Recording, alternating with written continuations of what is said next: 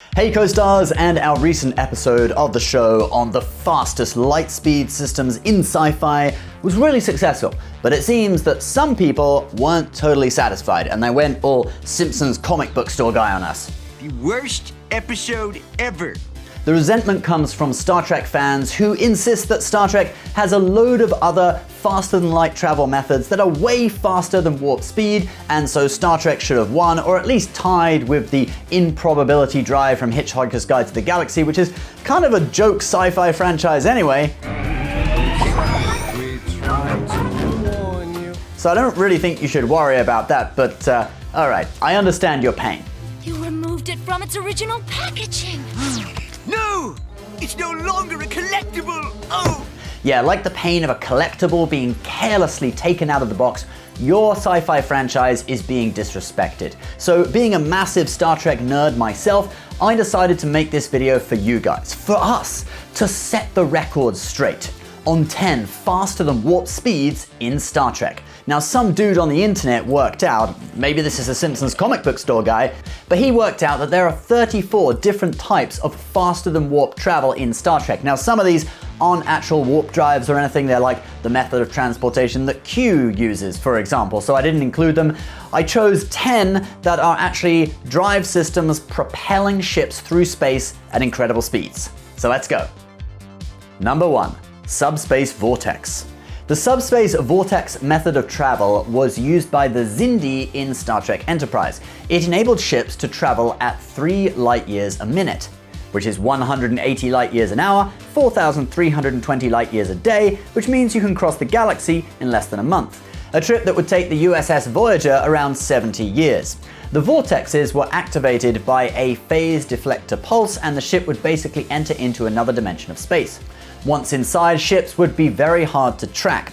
But the Xindi didn't just use the subspace vortexes for their ships, they also used them to transport their superweapons. The first Xindi weapon emerged from a subspace vortex before attacking Earth and killing 7 million people. And later in the series, the Xindi send even larger weapons through the vortexes. The power readings from the weapon are increasing. They're preparing to launch. Open a vortex, set a course for Earth. Number 2. Spore Drive.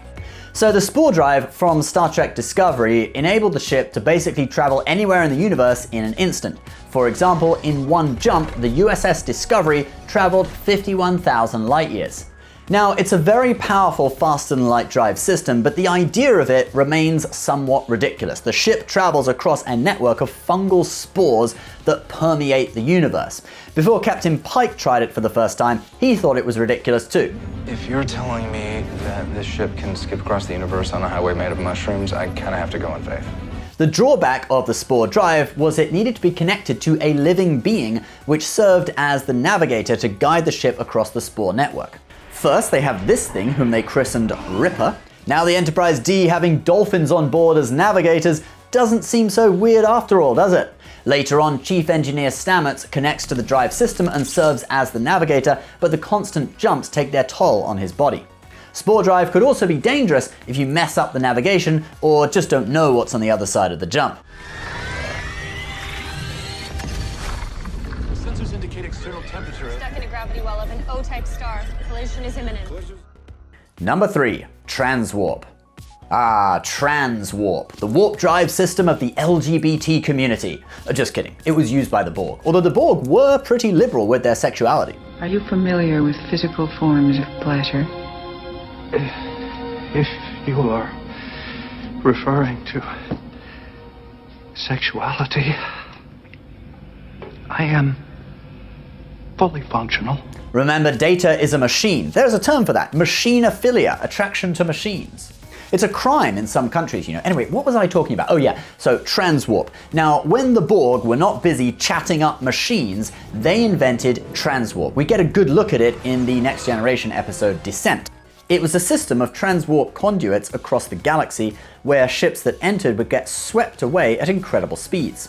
Geordi estimated that the speed was 20 times faster than the Enterprise D's maximum warp, although in later episodes it's probably faster still.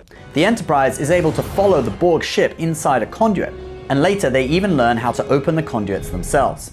These conduits were part of a network of transwarp corridors across the galaxy connected to transwarp hubs, of which there were only 6. In the last episode of Voyager, we see them use a transwarp hub to travel back to Earth, shooting a few torpedoes back from inside to destroy the hub and cripple the Borg's transwarp ability. Number 4. Subspace Distortion. Remember that episode of Star Trek The Next Generation where Barclay hooks himself up to the computer and creates his own 1980s disco in the holodeck? Anyway, in this episode we see the Enterprise flung 30,000 light years all the way to the center of the galaxy in an instant. You see, from his 1980s discotheque, Barclay emits a graviton field from the Enterprise's warp nacelles, which creates a subspace distortion, flinging the Enterprise that great distance.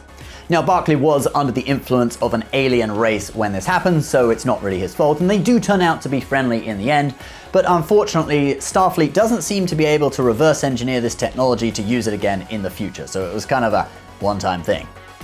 Number 5. Quantum Slipstream. What's better than photon torpedoes? Quantum torpedoes.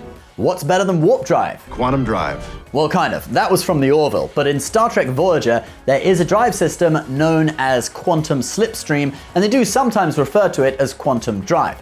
It was invented by a species known by its Borg designation as Species 116. A ship would focus a quantum field through the main deflector and breach the quantum barrier, entering the quantum slipstream. Although Voyager acquires the technology from Species 116, they are never very successful at using it, and then a year later they decide to build their own quantum slipstream drive. Like with Lieutenant Barclay on the Enterprise D, faster than warp travel requires some kind of discotheque to be set up on the ship. This time it's in engineering, where the quantum slipstream drive is located. But despite the party atmosphere, there is a problem with the system, and a phase variance destabilizes the slipstream. Harry Kim comes up with the idea to fly the Delta Flyer ahead of Voyager, transmitting navigational coordinates to Voyager as the slipstream forms. But it still doesn't work, and this happens. Now, if you watch the Voyager episode Timeless, which is one of the best Voyager episodes in my opinion, you will find out what happens and how they get out of that situation. But unfortunately, the technology proves not viable. They do use it to cut a few years off their journey back to Earth, and then they put it in storage. Number 6. Coaxial warp drive. This was another type of warp drive system encountered by Voyager in the Delta Quadrant.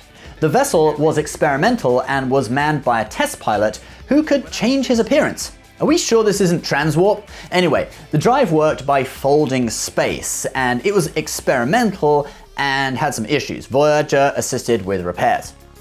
Number 7. Subspace Corridors. Well, we've had subspace vortexes, subspace distortions, and now we have subspace corridors.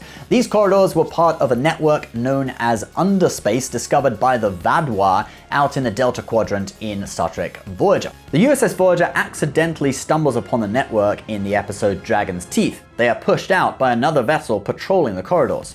Harry Kim works out that they traveled 200 light years in 5 minutes, which is way faster than maximum warp. Unfortunately, USS Voyager steps into a conflict over the corridor network between the Vadwa and the Turay and has to flee to avoid capture. Number 8. Graviton Catapult. This device was constructed by an alien called Tash and its crew. It's a kind of catapult that could fling ships through space at a speed way faster than maximum warp.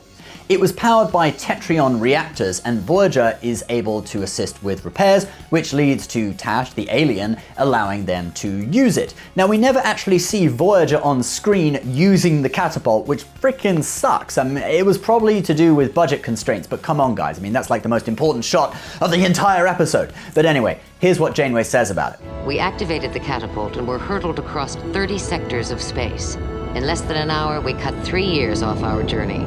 According to the Star Trek Encyclopedia, one sector is about 20 light years across, so 30 sectors would be 600 light years. In other words, the catapult hurled Voyager at a speed of 600 light years per hour.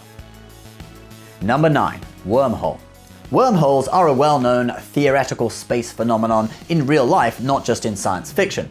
Although there is a wormhole scene in Star Trek the Motion Picture, the most famous wormhole in Star Trek is the Bajoran wormhole in Deep Space Nine, which leads from the Alpha Quadrant to the Gamma Quadrant, a distance that would take a fast Starfleet ship 67 years to cover. Although wormholes offered a shortcut through space, they do work both ways, and other beings could come through from the other side to visit you. Beings like this. Don't they look like a lovely bunch of guys? So be careful what you wish for. And now for our final faster than warp drive system. Number 10, Chrono Deflector. This was a device that future Admiral Janeway stole from the Klingons in the year 2404. She tried to do a deal, but in the end she just ended up having to steal it. The Chrono Deflector was actually a time travel device that used a tachyon pulse to open up a temporal rift. You would import both time and spatial coordinates, and the Chrono Deflector would take you there in a second. Computer, activate the tachyon pulse and direct it to these spatial and temporal coordinates. But in most cases, it was a one-way trip. The Chrono Deflector would burn itself out after a single use, leaving Admiral Janeway in the past to help Voyager get home and infect the Borg with a virus. I think that was her plan anyway. Must be something you assimilated.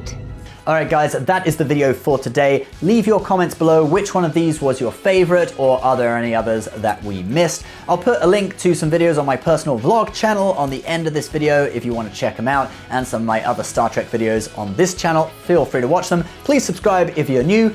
I'll see you next time. Bye bye.